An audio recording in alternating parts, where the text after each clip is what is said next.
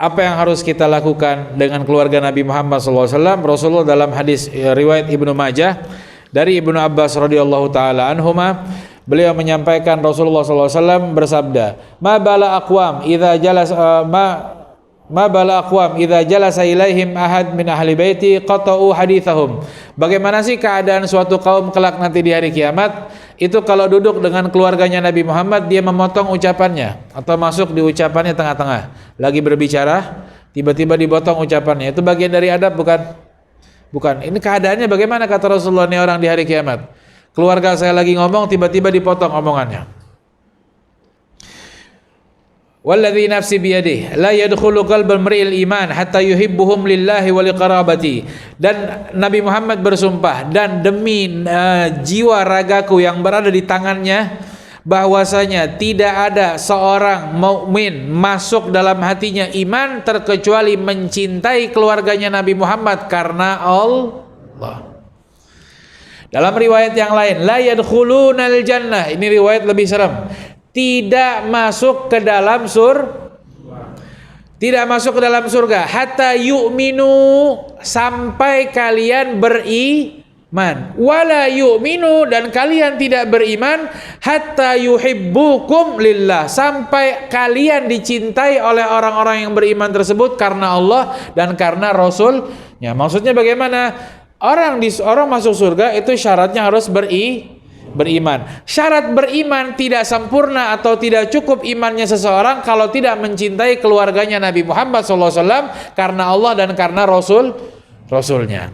Kemudian riwayat Imam Ahmad mengatakan di dalam ayat Al-Quran, qul la as'alukum alaihi ajra, katakan wahai Nabi Muhammad, aku Nabi Muhammad diperintahkan oleh Allah dalam Al-Quran, sampaikan kepada umatmu bahwasanya kamu tidak minta bayaran.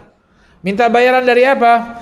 Apa yang disampaikan oleh Rasulullah dari dakwah, dari doa, dari Al-Quran, dari menyelamatkan kita di jalan yang gelap pindah ke jalan yang terang. Mungkin tadinya penyembah berhala, sekarang menyembah kepada Allah. Yang tadinya mungkin kita berbuat zalim, sekarang lagi tidak berbuat zalim. Yang tadinya menindas wanita, yang menghargai wanita bagaikan kotoran, tapi sekarang kita memuliakan wanita. Ini Nabi Muhammad mengajarkan jalan yang baik buat kita, jalan yang terang untuk kita, dan membawa kita masuk ke dalam surga, memberikan syafaat kepada kita. Ini semua perbuatan Nabi Muhammad. Allah perintahkan Rasulullah, sampaikan kepada umatmu. Saya nggak minta bayaran dari ini semuanya. Saya nggak minta jasa kalian untuk kalian bayar, kirim uang, transfer, enggak, kata Rasulullah. Tapi ini perintah dari Al-Quran. Kemudian apa yang diminta oleh Allah, diperintahkan Rasulullah untuk menyampaikan kepada umatnya, illal mawaddata fil qurba, kecuali sayang sama keluarga saya.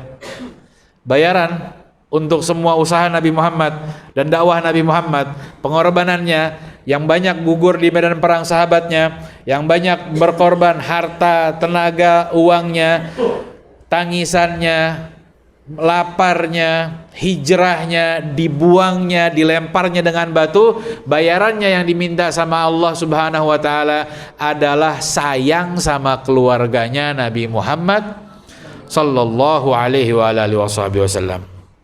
Dan juga tidak boleh menyakitinya. Tidak boleh menyakiti keluarga Nabi Muhammad SAW.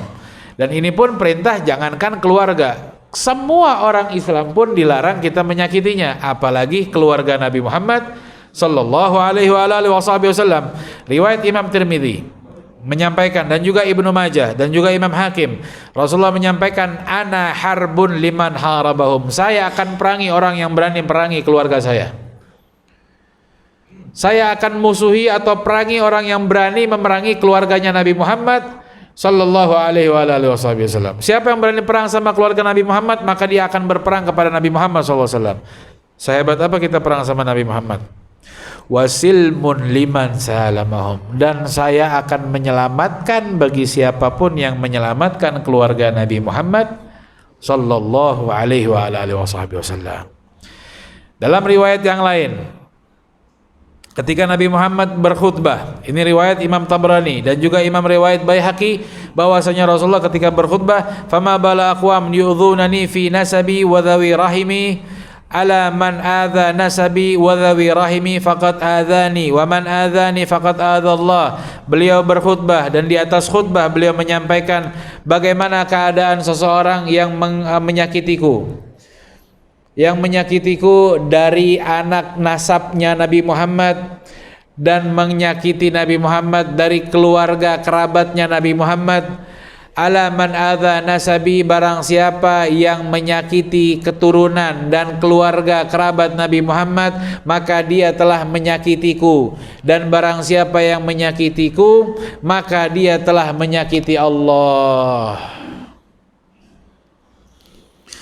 Dalam riwayat yang lain juga disebutkan bahwasanya Rasulullah menyampaikan, man ahabballah ahabbal Quran, barang siapa orang yang mencintai Allah pasti dia juga mencintai Al-Quran. Wa man ahabbal Quran ahabbani, barang siapa yang cinta kepada Al-Quran pasti cinta kepada Nabi Muhammad sallallahu alaihi wasallam. Wa man ahabbani, barang siapa yang cinta kepadaku, kata Rasulullah, ahabba ashabi wa qarabati, pasti juga dia cinta sahabatku dan keturunanku.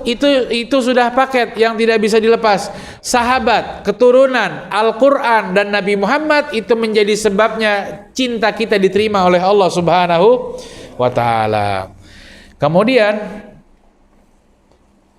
di dalam hal tersebut bukan berarti ini tidak menjadi peringatan kepada Ahlul Bait sendiri atau keturunan Nabi Muhammad SAW. Maka Sayyidina Ali Zainal Abidin, Sayyidina Ja'far As-Shadiq mengatakan kepada anaknya, wahai anakku, ilmu itu mulia, tapi kalau ilmu itu ada pada kamu dan pada diri aku, maka itu jauh lebih mulia. Wahai anakku, bodoh itu hina, tapi kebodohan kalau ada pada kamu dan ada pada aku, maka itu jauh lebih hina. Kalau seandainya aku dan kamu nanti ditanya oleh Allah di hari kiamat, kita ditanya bukan hanya sebagai umat Islam saja, tapi ditanya sebagai anak keturunannya Nabi Muhammad yang meneruskan nggak perjuangan kakek kamu? Kamu teruskan nggak perjuangan Rasulullah? Apa artinya kita punya keturunan yang baik kalau tidak meneruskan perjuangan yang baik dari Nabi Muhammad sallallahu alaihi wasallam? Maka Imam Haddad mengatakan, "Tsumma la taghtar bin nasabi la wala tagna bikana abi." Jangan kita sombong dengan merasa siapa ayah kita. Bukan seorang laki-laki yang mengatakan, "Nih, kamu lihat siapa saya punya ayah ini, saya punya bapak. Haji fulan, saya punya bapak. Pemimpin di sini, saya punya bapak. Kepala di sini, saya punya bapak." Itu bukan kebanggaan dan itu bukan laki-laki sejati. Tetapi laki-laki sejati adalah yang berkata, "Man qala dzaka ana." Ini loh saya yang bisa lakukan. Ini yang bisa saya lakukan. Bukan bangga dengan orang tua tapi tidak melakukan apa-apa. Bangga dengan kebaikannya orang tua tapi tidak mengerjakan kebaikan yang kita lakukan. Maka itu bukan dikatakan laki-laki yang sempurna, dan bukan berarti Ahlul Bait itu orang yang tidak berdosa. Betul, orang Ahlul Bait itu pasti berdosa. Karena Ahlul Bait itu juga manusia, bukan malaikat.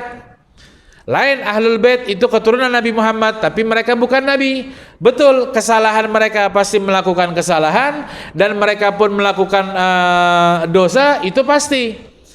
Tetapi dosa yang mereka lakukan, kesalahan yang siapapun lakukan, bukan menjadi sebab kita harus benci kepada seseorang.